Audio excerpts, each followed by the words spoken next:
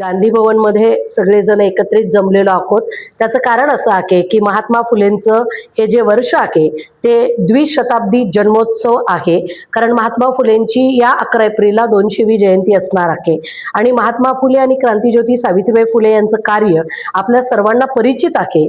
पण तरी सुद्धा या 200व्या जयंतीनिमित्त आम्ही हा उपक्रम राबवतो आहोत की प्रत्येक महिन्याला एक व्याख्यान वेगवेगळ्या भागामध्ये जाऊन वेगवेगळ्या विषयांवरती महात्मा फुले आणि क्रांतिज्योती सावित्रीबाई फुले यांचा विचार सामान्य माणसांपर्यंत घेऊन जाण्यासाठी, सामान्य स्त्रियांपर्यंत तो पोचावा, यासाठी हा सगळा उपक्रम आपण घेणार आहोत. आणि या माध्यमातून स्त्रियांचं प्रबोधन, स्त्री पुरुषांचं प्रबोधन आणि त्या प्रबोधनामध्ये प्रत्येक महिन्याला वेगळा उपक्रम ठेवण्याचा आमचा प्रयत्न आहे.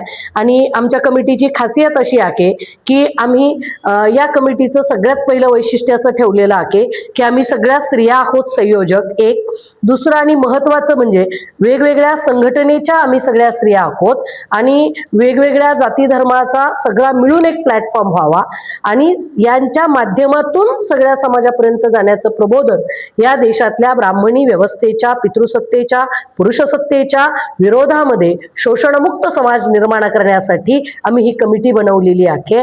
आणि या कमिटी मार्फत आम्ही वर्षभर महात्मा फुलेंच्या, डॉक्टर बाबासाहेब आंबेडकरांच्या, छत्रपती शिवाजी महाराजांच्या, अगदी बुद्ध चार्वाकापासून तर कॉम्रेड गोविंद पानसरेंपर्यंत जी या देशामध्ये शोषणमुक्त समाज बनवण्यासाठीची परंपरा चालत आलेली आहे त्यासाठी आम्ही कार्य करणार आहोत. ॲडव्होकेट वैशाली डोळस, या रेखा मेश्राम आहेत, डॉक्टर सुनीता शिंदे आहेत, ॲडव्होकेट वैशाली आहेत, मैत्रे मॅडम आहेत आणि आम्ही सगळ्या जणी वेगवेगळ्या संघटनेतून एकत्र येऊन हा कार्यक्रम घेत आहोत. कधीपासून कामाला सुरुवात केली? आम्ही साधारणतः जूनपासून ही सुरुवात करायची होती, पण काही कारणास्तव जुलै उजाडला. 8 दिवसापूर्वी आमची मीटिंग झाली आणि त्या मीटिंगमध्ये आम्ही हे सगळं ठरवलं आणि आज आमचा पहिलाच कार्यक्रम आहे. आदरणीय गोरडे सरांच्या सहकार्यानं आम्हाला गांधी भवन मिळालं आणि आम्ही या ठिकाणी कार्यक्रम घेत आहोत. कार्यक्रमाचा मेन अजेंडा काय होता? कार्यक्रमाचा आजचा अजेंडा आहे की महात्मा फुलेंची जयंती आधुनिक भारतातल्या स्त्रियांनी का साजरी करावी आणि आज महात्मा फुलेंकडून आम्ही काय शिकावं.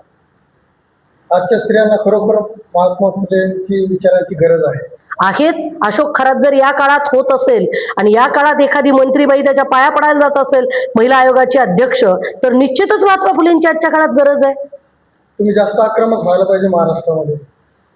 आमच्या परीनं होऊया. सुरुवात तर केली.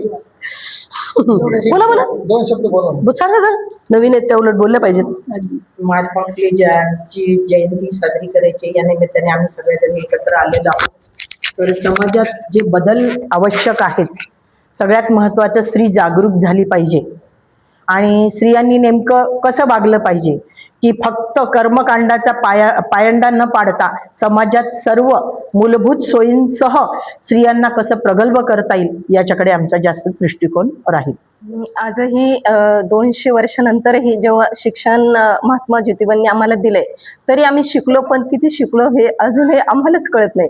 कारण शिक्षण आम्हाला फक्त पदवी दिली, प्रत्येक क्षेत्रात आम्ही तिथपर्यंत पोहोचलो. आज अनेक महिलांना म्हटलो की चला आपला एक कार्यक्रम आपण ज्योतिबांचा घेतोय की जो द्विशताब्दी निमित्त आम्ही सुरू केलाय. तर त्यामुळे आमचे पती वारीला गेलेले 15 दिवसानंतर आज येत आहे. मग आज येत आहे म्हटल्यावर आम्हाला त्यांच्या स्वागतासाठी थांबायचे. मी म्हटलं अरे म्हणजे अजूनही शिकली स्त्री पण अजून शिकलीच नाही, हे मला आज फार प्रकर्षाने जाणवलं.